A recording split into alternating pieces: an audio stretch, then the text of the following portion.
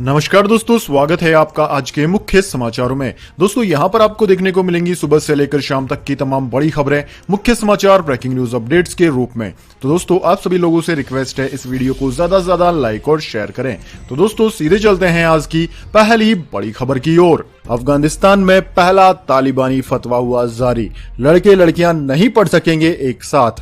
जी हां दोस्तों, तालिबान की ओर से पहला फतवा जारी कर दिया गया है। खामा न्यूज ने बताया है कि अफगानिस्तान के हेरात प्रांत में तालिबान अधिकारियों ने सरकारी और निजी विश्वविद्यालयों को आदेश दिया है कि लड़कियों को अब लड़कों के साथ एक ही कक्षा में नहीं बैठने दिया जाएगा। विश्वविद्यालय के व्याख्याताओं, निजी संस्थानों के मालिकों और तालिबान अधिकारियों के बीच 3 घंटे की बैठक में कहा गया कि सहज शिक्षा जारी रखने का कोई विकल्प और औचित्य नहीं है और इसे समाप्त किया जाना चाहिए। अफगानिस्तान में सहज शिक्षा और अलग अलग कक्षाओं का मिक्स सिस्टम है, जिसमें अलग अलग कक्षाएं संचालित करने वाले स्कूल हैं, जबकि देश भर के सरकारी और निजी विश्वविद्यालयों और संस्थानों में सहज शिक्षा लागू की जाती है। हेरात प्रांत के व्याख्याताओं ने तर्क दिया है कि सरकारी विश्वविद्यालय और संस्थान अलग अलग कक्षाओं का प्रबंधन कर सकते हैं, लेकिन निजी संस्थानों में महिला छात्रों की सीमित संख्या के कारण अलग अलग कक्षाओं का बंदोबस्त नहीं कर सकते। अफगानिस्तान इस्लामिक अमीरात के उच्च शिक्षा प्रमुख मुल्ला फरीद, जो हेरात में हुई बैठक में तालिबान का प्रतिनिधित्व कर रहे थे, ने कहा है कि सहज शिक्षा को समाप्त किया जाना चाहिए क्योंकि व्यवस्था समाज में सभी बुराइयों की जड़ है। इसके बाद दोस्तों अगली बड़ी खबर, जम्मू कश्मीर की पूर्व मुख्यमंत्री महबूबा मुफ्ती की केंद्र को चेतावनी, कहा अभी भी वक्त है, संभल जाओ नहीं तो मिट जाओगे, पड़ोस में देखो क्या हुआ। जी हां दोस्तों, तालिबान ने अफगानिस्तान पर पूरी तरह से कब्जा कर लिया और अब जल्द ही तालिबानी सरकार का गठन भी हो सकता है। अब भारत में कुछ राजनीतिक नेता जम्मू कश्मीर को लेकर तालिबान से तुलना कर रहे हैं और केंद्र सरकार को चुनौती दे रहे हैं। दोस्तों पीडीपी अध्यक्ष महबूबा मुफ्ती ने शनिवार को तालिबान से तुलना करते हुए कहा कि देखें कैसे आतंकवादी समूहों ने अफगानिस्तान से शक्तिशाली अमेरिका को बाहर निकाल फेंका। उन्होंने मोदी सरकार से जम्मू कश्मीर की जनता से बातचीत करने और जम्मू कश्मीर का विशेष दर्जा बहाल करने की अपील की। महबूबा मुफ्ती ने यह सारी बातें मनी लॉन्ड्रिंग मामले में परिवर्तन निर्देशालय द्वारा उनकी मां गुलशन नजीर से करीब 3 घंटे तक पूछताछ किए जाने के बाद पत्रकार वार्ता में कही। शनिवार को उन्होंने एक सभा को संबोधित करते हुए केंद्र को चेतावनी दी और कहा कि अभी भी अपनी गलती को सुधार लें और जम्मू कश्मीर से जो गैरकानूनी तरीके से लूटा है उसे वापस लौटाओ। उन्होंने कहा कि जिस तरह से अटल बिहारी वाजपेयी ने यहां आकर बातचीत की थी, उसी तरह यहां के लोगों से और पड़ोस के लोगों से आकर बात करें। महबूबा मुफ्ती ने कहा कि अभी तो जम्मू कश्मीर के लोग बर्दाश्त कर रहे हैं, लेकिन जिस वक्त यह बर्दाश्त का बांध टूट जाएगा आप भी नहीं रहोगे, आप पूरी तरह से मिट जाओगे। इसके बाद दोस्तों अगली बड़ी खबर, अब 8 बजे के बाद भी खुल सकेंगे दिल्ली में बाजार, मुख्यमंत्री अरविंद केजरीवाल ने किया ऐलान। जी हां दोस्तों, कोरोना वायरस महामारी की तीसरी लहर जल्द ही शुरू होने की चर्चाओं के बीच देश की राजधानी दिल्ली में सभी बाजारों को पहले की तरह सामान्य रूप से खोलने की इजाजत मिल गई है। सीएम अरविंद केजरीवाल ने खुद ट्वीट करते हुए यह जानकारी साझा की। केजरीवाल ने अपने ट्विटर हैंडल पर लिखा कि अभी तक कोरोना के चलते दिल्ली के बाजारों को शाम 8 बजे तक खुलने की इजाजत थी, लेकिन अब कम होते मामलों की वजह से हमने ये समय सीमा हटाने का फैसला किया है। अब दोस्तों सोमवार से बाजार पहले की तरह सामान्य समय अनुसार खुल सकेंगे। यह फैसला यकीनन व्यापारियों को खुशी देने वाला साबित हुआ है।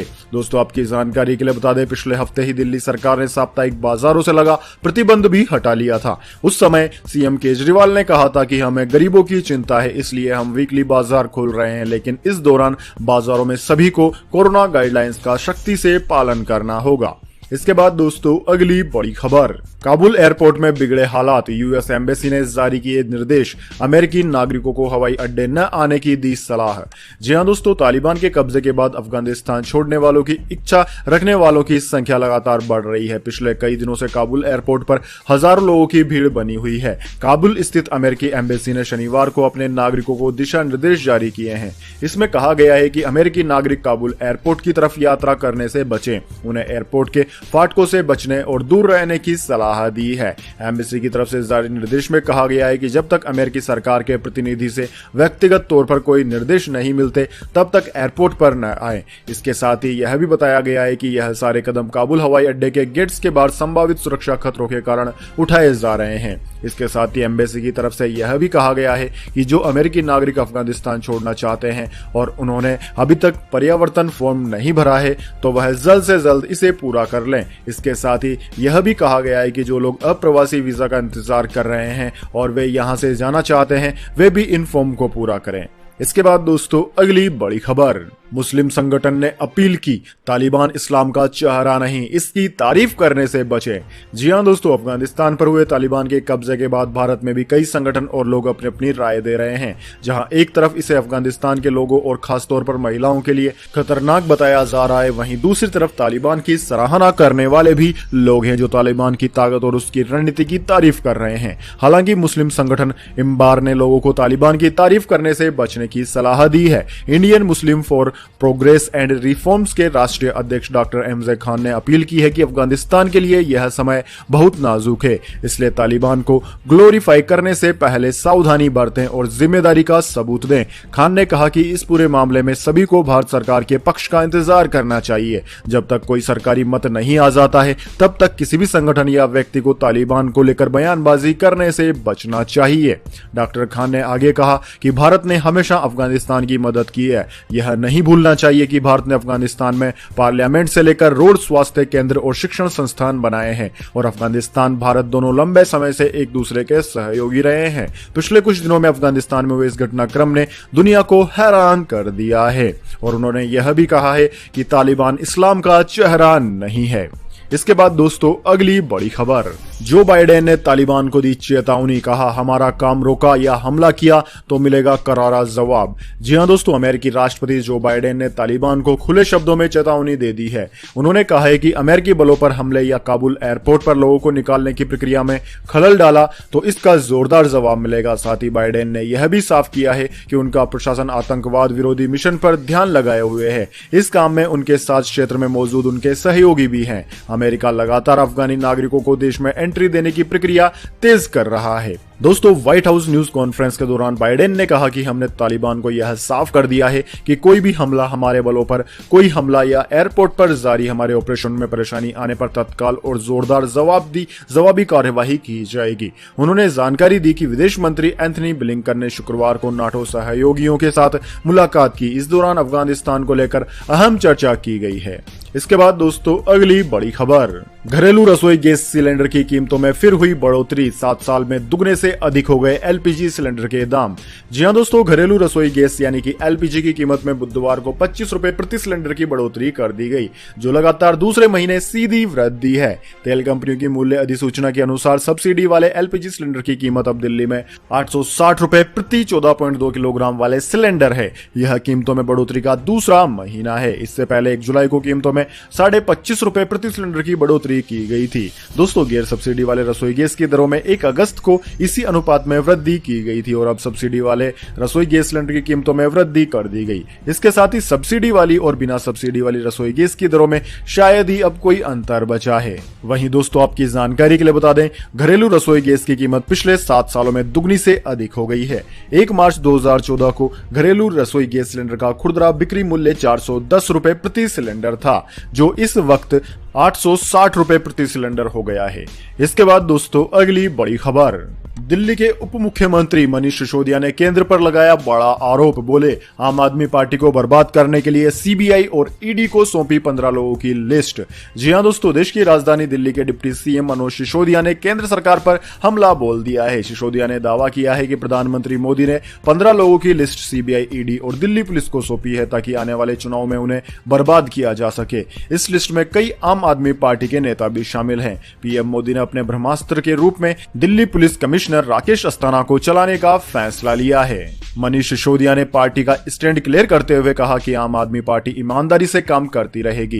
प्रधानमंत्री जिसे भेजना चाहें भेज ले, हमारे खिलाफ जो जांच कराना चाहें करा ले, हम डरेंगे नहीं। मनीष सिसोदिया ने कहा कि आगामी चुनाव से पहले ऐसी साजिश रची जा रही है जिसमें एजेंसियों का मिस यूज करने के लिए केंद्र ने तैयारी कर ली है। इन 15 लोगों में कई नाम आम आदमी पार्टी के नेताओं के भी हैं। ऐसा इसलिए क्योंकि आने वाले चुनाव में भाजपा के लिए आम आदमी पार्टी बड़ा खतरा बन सकती है। बीजेपी ने विपक्षियों को बर्बाद करने की नीयत से ऐसा फैसला लिया है। इसके बाद दोस्तों अगली बड़ी खबर, जाइडस कैंडिला की वैक्सीन को भारत में आपात इस्तेमाल की मिली मंजूरी, बिना सुई के लगेगा टीका। जी हां दोस्तों, जाइडस कैंडिला की कोरोना वैक्सीन को भारत में आपात इस्तेमाल की मंजूरी दे दी गई है। वैक्सीन को drug controller general of India यानी कि DCGI की ओर से मंजूरी दी गई है। 12 साल से ज्यादा उम्र के लोगों को यह वैक्सीन लगाई जा सकती है। दोस्तों, जाइडस कैंडिला की कोरोना वैक्सीन का नाम जाइकोव-डी है। खास बात यह है कि यह DNA पर आधारित दुनिया की पहली स्वदेशी वैक्सीन है। इस वैक्सीन को लगाने में न सुई का इस्तेमाल होगा, न ही दर्द होगा। दोस्तों, आपकी जानकारी के लिए बता दें, यह वैक्सीन जाइडस कैंडिला ने विकसित की है। अहमदाबाद की लीब में जाइकोव-डी वैक्सीन बन रही है। यह पहली प्लाज्मा DNA वैक्सीन है। वैक्सीन में वायरस के जेनेटिक तत्वों का इस्तेमाल हुआ है। 12 साल से ज्यादा उम्र के लोगों के लिए यह वैक्सीन सुरक्षित है। इंसानों के साथ साथ अन्य जानवरों पर भी इस वैक्सीन का ट्रायल हुआ है। वैक्सीन की प्रभाव क्षमता 66.6% रही है। इसके बाद दोस्तों जान लेते हैं पूरी दुनिया और भारत में क्या है कोरोना महामारी की ताजा स्थिति। सबसे पहले दोस्तों बात करते हैं पूरी दुनिया की। तो दोस्तों वर्ल्ड वाइड बात की जाए तो पूरी दुनिया में इस वक्त तक इस महामारी के संक्रमितों का आंकड़ा 21,10,33,000 को पार कर गया है। जबकि दोस्तों इस महामारी से मरने वालों की संख्या 44,17,000 के पार है। इस महामारी से सर्वाधिक प्रभावित देशों की बात की जाए तो उनमें America, India, Brazil, Russia, France, United Kingdom, Turkey, Argentina, Colombia आदि देशों का नाम आता है। वहीं दोस्तों पूरी दुनिया में इस वक्त इस महामारी से अमेरिका सबसे ज्यादा प्रभावित है। अमेरिका में हर रोज लगभग 2 लाख के आसपास नए मामले सामने आ रहे हैं। वहीं दोस्तों बात कर लेते हैं अब क्या है भारत के हालात। लेकिन उससे पहले मेरी आपसे एक छोटी सी रिक्वेस्ट है, अगर दोस्तों आपको अभी तक हमारी न्यूज पसंद आई है तो इसे एक छोटा सा लाइक जरूर दे दें, और अगर आपको पसंद नहीं आई है तो बेशक आप डिसलाइक भी कर सकते हैं। लेकिन दोस्तों लाइक और डिसलाइक जरूर कीजिए, क्योंकि दोस्तों यही हमारी मेहनत का फल होता है और इसी से हमें पता चलता है कि आपको हमारी वीडियो पसंद आई है या नहीं। तो दोस्तों जल्दी से जान लेते हैं क्या है भारत के हालात। दोस्तों भारत में इस वक्त तक 3,23,93,000 से ज्यादा इस महामारी के मामले सामने आ चुके हैं, जिनमें से 4,33,000 से ज्यादा लोगों की मौत हो चुकी है। भारत में सबसे ज्यादा प्रभावित राज्यों की बात की जाए तो उनमें महाराष्ट्र, केरला, कर्नाटक, तमिलनाडु, आंध्र प्रदेश, उत्तर प्रदेश, वेस्ट बंगाल, दिल्ली, छत्तीसगढ़, ओडिशा, राजस्थान, गुजरात, मध्य प्रदेश आदि राज्यों का नाम आता है। भारत में सबसे ज्यादा प्रभावित राज्य फिलहाल केरला है। केरला में हर रोज लगभग 20,000 के बराबर मामले हर रोज सामने आ रहे हैं। इसके बाद दोस्तों अगली बड़ी खबर, ज्योतिरादित्य सिंधिया ने भावनगर दिल्ली उड़ान को दिखाई हरी झंडी। स्पाइस जेट ने शुरू की 14 नई घरेलू उड़ानें। जी हां दोस्तों, केंद्रीय नागरिक उड्डयन मंत्री ज्योतिरादित्य सिंधिया ने वीडियो कॉन्फ्रेंसिंग के जरिए नई दिल्ली में 14 उड़ानों में से एक भावनगर दिल्ली उड़ान को हरी झंडी दिखाई। विमानन कंपनी स्पाइस जेट ने शुक्रवार को ग्वालियर और भावनगर जैसे अन्य घरेलू गंतव्यों को जोड़ने वाली 14 नई घरेलू उड़ानें शुरू की है। एक बयान में यह जानकारी दी गई है। इस मौके पर ज्योतिरादित्य सिंधिया ने कहा कि आज मुझे खुशी है कि हम लोग भावनगर से दिल्ली, भावनगर से मुंबई और भावनगर से सूरत के लिए नई फ्लाइटें दे रहे हैं। भावनगर से दिल्ली और भावनगर से मुंबई की फ्लाइट हफ्ते में 6 दिन चलेंगी और भावनगर से सूरत की फ्लाइटें हफ्ते में 3 दिन चलेंगी। इसके अलावा दोस्तों स्पाइस जेट के अध्यक्ष एवं प्रबंधन निर्देशक अजय सिंह ने एक बयान में कहा कि क्षेत्रीय संपर्क बढ़ाने और छोटे शहरों को देश के विमानन मानचित्र पर लाने की हमारी प्रतिबद्धता के तौर पर स्पाइस जेट 14 नई उड़ानें शुरू कर रहा है। इसके बाद दोस्तों अगली बड़ी खबर, सोशल मीडिया पर किया था तालिबान का समर्थन। असम पुलिस ने 14 लोगों पर लगाया UAPA। जी हां दोस्तों, अफगानिस्तान पर कब्जा करने वाले तालिबान के समर्थन में सोशल मीडिया पर पोस्ट करना 14 लोगों को भारी पड़ गया है। असम पुलिस ने शुक्रवार रात बड़ी कार्रवाई करते हुए विभिन्न इलाकों से इन सभी को एक साथ गिरफ्तार किया है। दोस्तों बताया जा रहा है कि उन्होंने कट्टरपंथी इस्लामिक संगठन की तारीफ की और अफगानिस्तान पर कब्जे को अच्छा बताया था। असम के special DGP general GP Singh ने शनिवार को ट्वीट कर इसकी जानकारी साझा की। उन्होंने बताया कि गिरफ्तार किए गए सभी लोगों पर अनलॉफुल एक्टिविटीज प्रिवेंशन एक्ट यानी कि UAPA, IT एक्ट और CRPC के तहत मामला दर्ज किया गया है। इसके साथ ही सिंह ने लोगों को हिदायत भी दी है कि अगर कानूनी कार्रवाई से बचना चाहते हैं तो सोशल मीडिया पर ऐसे पोस्ट न करें जो भारतीय कानूनों का उल्लंघन करते हो। दरअसल सोशल मीडिया पर विवादित पोस्ट को रिट्वीट करने और उन्हें लाइक करने पर लोगों को दंडात्मक कार्रवाई का सामना करना पड़ सकता है। इसके बाद दोस्तों अगली बड़ी खबर, जम्मू कश्मीर में जैश के 3 आतंकवादी ढेर, घाटी में सुरक्षा बलों का अभियान है जारी। जी हां दोस्तों, जम्मू कश्मीर के पुलवामा जिले में शनिवार को सुरक्षा बलों और आतंकवादियों के बीच मुठभेड़ शुरू हो गई। जम्मू कश्मीर पुलिस ने अधिकारियों ने इस एनकाउंटर की पुष्टि की है। सुरक्षा बलों से मिली जानकारी के मुताबिक इस दौरान आतंकी संगठन जैश-ए-मोहम्मद से जुड़े 3 आतंकी मारे गए हैं। हालांकि अभी उनकी पहचान नहीं हो पाई है। दरअसल दोस्तों आतंकवादियों की मौजूदगी की सूचना मिलने पर सुरक्षा बलों ने दक्षिण दक्षिण कश्मीर के नागबेरांग त्राल स्थित वन क्षेत्र में काफी ऊंचाई वाले इलाके में घेराबंदी करते हुए अपना तलाशी अभियान चलाया है। सीनियर पुलिस अधिकारियों ने बताया कि आतंकवादियों ने सुरक्षा बलों पर गोलीबारी की, जिसके बाद मुठभेड़ शुरू हो गई। उन्होंने बताया कि मुठभेड़ अभी जारी है। इसके बाद दोस्तों अगली बड़ी खबर, गोल्ड सिल्वर प्राइस टुडे, आज फिर गिरे सोने और चांदी के दाम, जानिए क्या है नए भाव। दोस्तों सोने और चांदी की कीमतों में फिर गिरावट हुई है। दिल्ली सराफा बाजार में सोना 150 रुपए घटकर 46,328 रुपए प्रति 10 ग्राम पर आ गया। वहीं दोस्तों चांदी की बात की जाए तो चांदी लगभग 290 रुपए गिरकर 62,130 रुपए प्रति किलोग्राम पर ट्रेंड कर रही है। अंतर्राष्ट्रीय बाजार की बात की जाए तो इंटरनेशनल मार्केट में सोना $1787 प्रति औंस, जबकि चांदी $23.74 प्रति औंस पर स्थिर रहा। इसके बाद दोस्तों अगली बड़ी खबर, जातिगत जनगणना, मुख्यमंत्री नीतीश कुमार के नेतृत्व में प्रधानमंत्री मोदी से मिलेंगे 10 दलों के नेता, तेजस्वी यादव भी होंगे शामिल। जी हां दोस्तों, जातिगत जनगणना की मांग को लेकर बिहार के मुख्यमंत्री नीतीश कुमार के नेतृत्व में 10 दलों के एक सर्वदलीय समिति सोमवार को प्रधानमंत्री नरेंद्र मोदी से मुलाकात करेगी। इस प्रतिनिधिमंडल में भाजपा के मंत्री जनक राम और विपक्ष के नेता तेजस्वी यादव भी शामिल होंगे। नीतीश कुमार ने आज शनिवार को एक बार फिर दोहराया कि एक बार इसे करा लेना चाहिए और बिहार के अलावा अन्य राज्यों में भी की मांग हो रही है। उनसे जब पूछा गया कि अगर केंद्र जातिगत जनगणना पर सहमति नहीं देता है तो आपका क्या रुख होगा, तब उन्होंने जवाब दिया कि यह बाद की बात है, तब सभी से विचार विमर्श करने के बाद फैसला लिया जाएगा। जाति आधारित जनगणना करने के लिए बिहार के प्रतिनिधिमंडल के साथ आदरणीय प्रधानमंत्री से मिलने का समय मांगा गया है। आदरणीय प्रधानमंत्री का बहुत बहुत धन्यवाद कि उन्होंने 23 अगस्त को मिलने का समय दे दिया। इसके बाद दोस्तों अगली बड़ी खबर, बड़ी खुशखबरी, अब बिना राशन कार्ड भी मुफ्त में मिल सकेगा अनाज, फटाफट कर लें यह काम। जी हां दोस्तों, केंद्र सरकार मुफ्त राशन देने जा रही है। वहीं दिल्ली एनसीआर में भी पिछले दिनों one nation one ration card योजना लागू होने के बाद दूसरे राज्यों के लोगों को भी फ्री में राशन मिलना शुरू हो गया है। इसके साथ ही यूपी, बिहार, मध्य प्रदेश, राजस्थान, महाराष्ट्र, झारखंड में पहले से ही राशन कार्ड नहीं होने के बावजूद फ्री में राशन दिए जा रहे हैं। दोस्तों अगर आप जानना चाहते हैं कि किस तरीके से आप मुफ्त में राशन पा सकते हैं तो इस वीडियो को ध्यान से सुने। वहीं दोस्तों इसके साथ साथ देश में नए राशन कार्ड के साथ साथ पुराने राशन कार्ड में नाम जोड़ने और उठाने का भी काम चल रहा है। ऐसे में अगर आपका राशन कार्ड आधार या बैंक खाते से अभी तक लिंक नहीं हुआ है तो कुछ दिनों से आपका राशन कार्ड सस्पेंड चल रहा है, तो आप 31 अगस्त तक यह काम पूरा कर लें। उत्तर प्रदेश, मध्य प्रदेश, हरियाणा, बिहार, झारखंड, उत्तराखंड और दिल्ली एनसीआर में यह काम अभी भी चल रहा है। वहीं दोस्तों दिल्ली सरकार की ओर से one nation one ration card योजना के तहत खाद्यान्न का वितरण अब सभी ईपीओएस के माध्यम से लागू किया जा रहा है। दोस्तों one nation one ration card योजना के अंतर्गत आपका राशन कार्ड भले ही किसी भी राज्य का हो, अगर आप दिल्ली में रहते हैं और आपके पास दिल्ली का राशन कार्ड नहीं है तो आपको जिस राज्य का राशन कार्ड है उसकी मदद से आपको फ्री में मुफ्त में अनाज मिल जाएगा। दोस्तों देश के अधिकतर राज्य one nation one ration card योजना से जुड़ चुके हैं। इसके बाद दोस्तों अगली बड़ी खबर, मौसम समाचार, जानिए अगले 24 घंटे और पिछले 24 घंटे के मौसम पूर्वानुमान। सबसे पहले दोस्तों बात करते हैं बीते 24 घंटों की।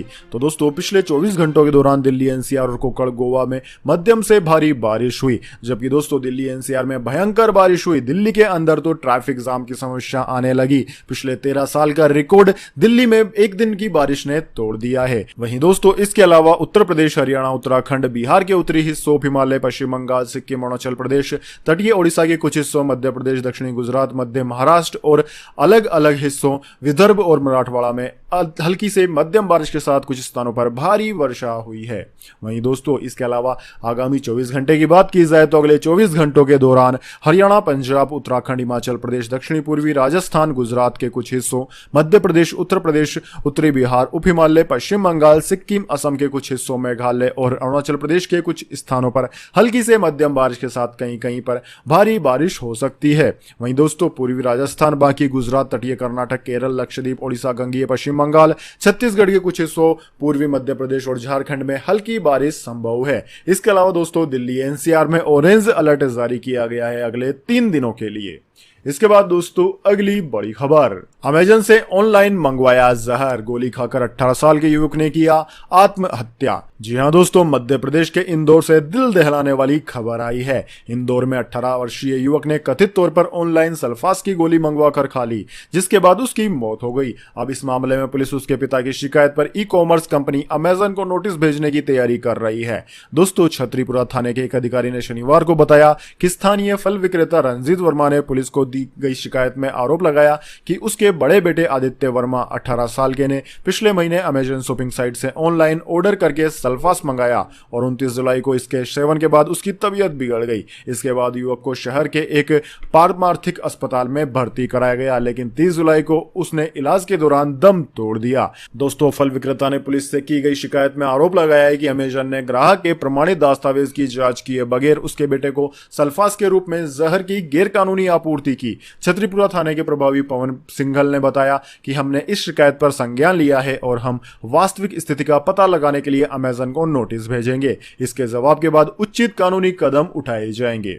तो दोस्तों, यह थी आज की तमाम बड़ी खबरें। इसके बाद दोस्तों बारी आती है आज के माइंड क्यूज क्वेश्चन की। जी हां दोस्तों, एक आसान से सवाल का जवाब देकर आप जीत सकते हैं एक अमेजिंग सरप्राइज गिफ्ट हमारे यूट्यूब चैनल की ओर से। तो दोस्तों, आज का सवाल आपकी स्क्रीन पर आ चुका है। भारतीय तिरंगे झंडे में स्थित अशोक चक्र में कितनी तीलियां होती हैं? जी हां दोस्तों, अगर आप जानते हैं इस सवाल का जवाब तो जल्दी से कमेंट बॉक्स में लिख दीजिए। अगर दोस्तों आपका जवाब होता है एकदम सही और आप चुन ले जाते हैं लकी विजेता के रूप में, तो आपको मिल सकता है एक अमेजिंग सरप्राइज गिफ्ट हमारे यूट्यूब चैनल की ओर से। तो दोस्तों, जल्दी से अपना उत्तर कमेंट बॉक्स में लिख दीजिए, वीडियो को लाइक कर लीजिए और चैनल को सब्सक्राइब करके बेल आइकन भी दबा लीजिए।